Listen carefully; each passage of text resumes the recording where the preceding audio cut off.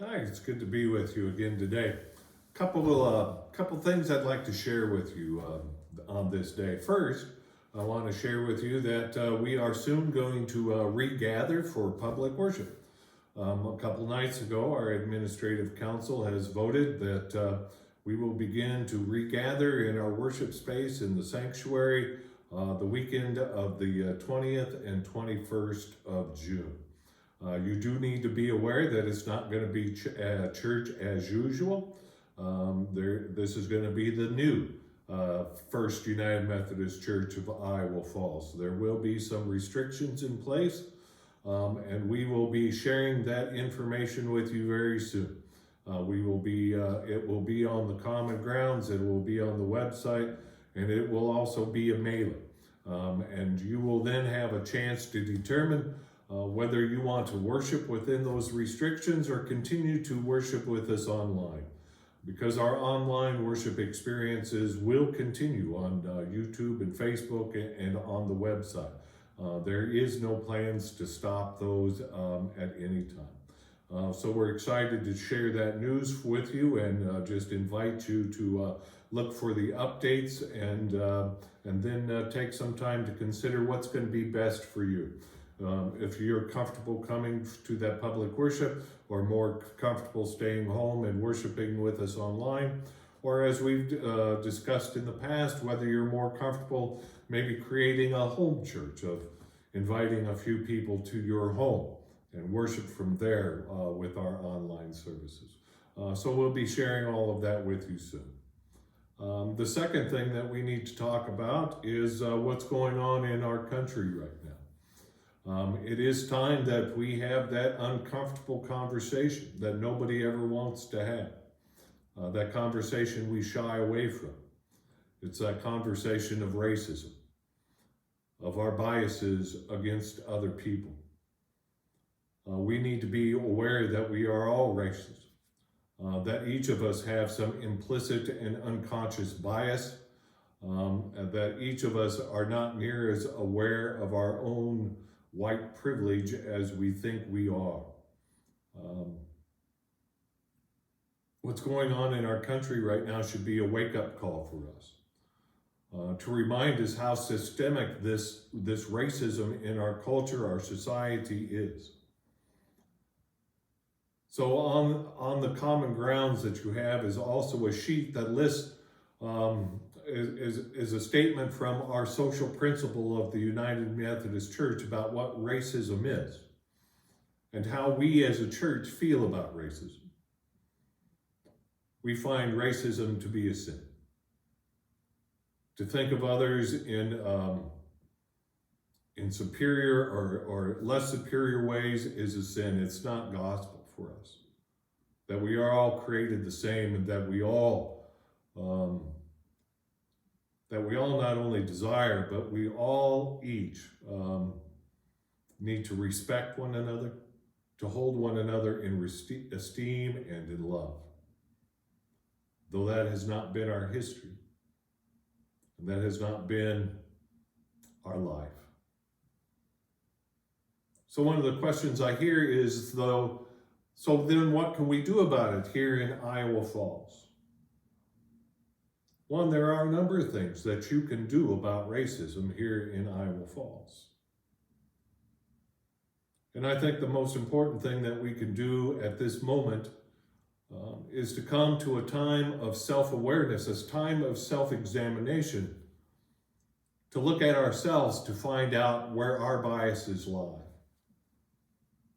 to come to terms and to grips with our own racism, our own white privilege, our own biases, and then begin to change that.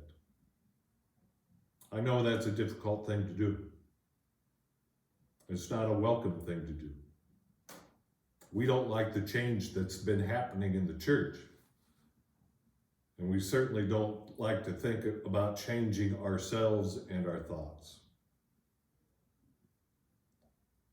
But racism runs rampant in our society, and as a church, as Christians, we have a responsibility to stop it where we can.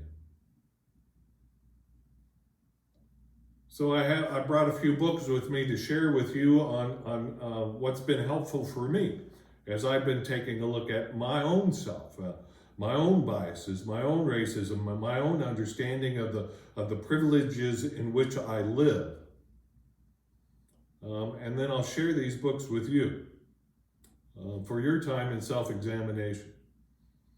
Also on this Common Grounds is a list of all these books that you can go to Amazon and anywhere to pick up or to buy online, or you can come by my office and I'm willing to share them with you. I just would like them back so others could read them as well. So one of the books that I found very helpful I read this past year is White Awake. It's by Daniel Hall. It's a book by a pastor who's white that was called to a ministry in an urban setting. He too thought that he was not racist. He too thought that he did not have any white privileges. So this is a book about how he came to get his own realization about real racism in his own life. For those of us who are white, we share a lot of his experiences, and I really highly recommend this book. The second book I've read this past year is called Dear Church, a love letter from a black preacher to the whitest denomination in the United States. So this book is written by a young black preacher in the Lutheran denomination. It's a hard read. But I think it's a needed read for many of us. He doesn't hold back about the black experience. He doesn't hold back about what the church's role has been in racism. It was a very convicting book for me, a very eye-opening book for me. I invite you to read that as well. This book is by Jim Wallis. It was a New York Times bestselling. Maybe some of you have read it. It's called America's Original Sin, Racism, White Privilege, and the Bridge to a New America. We can't be to where God calls us to be until we come to grips with our own history. Our own denomination, the United Methodist Church, does not have a great history when it comes to racism and treating other people. But we really can't change ourselves until we come to grips with our own actions within that, as a country, as a denomination, as a people. Another convicting book, but I highly recommend it. The End of White Christian America. Another really good read. We need to change. We can't be determined that we are white Christians or black Christians or Asian Christians. So what's that going to look like on the end? How can we be a diverse church that God calls us to be? Where all are welcome.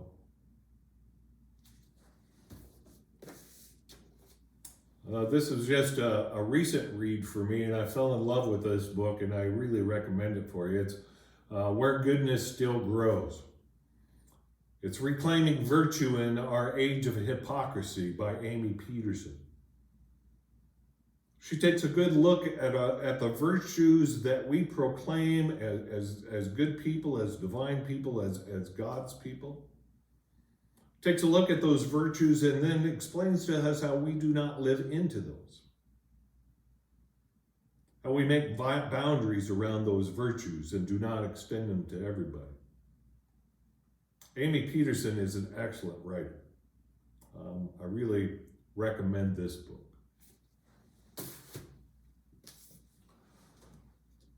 This last book, and these by far are not only the books out on the market or the only books that I have, but these have all been instrumental in my life in becoming aware of my own bias and my own racism.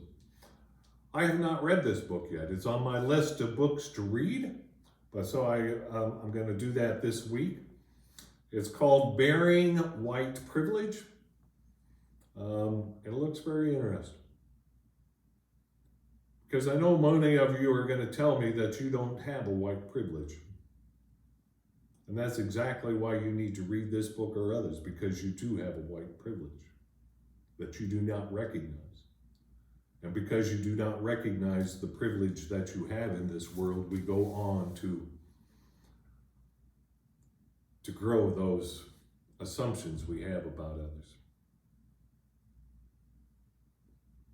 I know this isn't comfortable. It wasn't comfortable for me when I was going through it, but it's a needed exercise.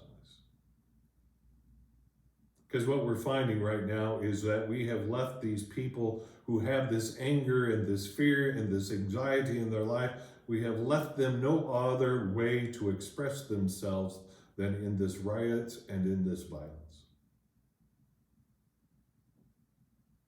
We didn't listen to them when they were peaceful. We didn't listen to them as they were writing opinion pieces. We weren't listening to them as they were writing books.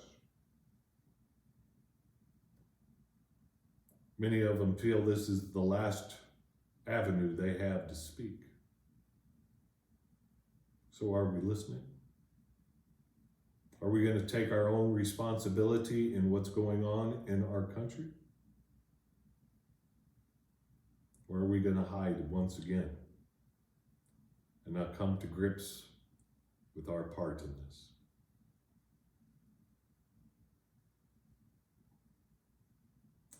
Anyway, I invite you to a time of self-examination and self-awareness. A time to understand your responsibility in what's going on in this world.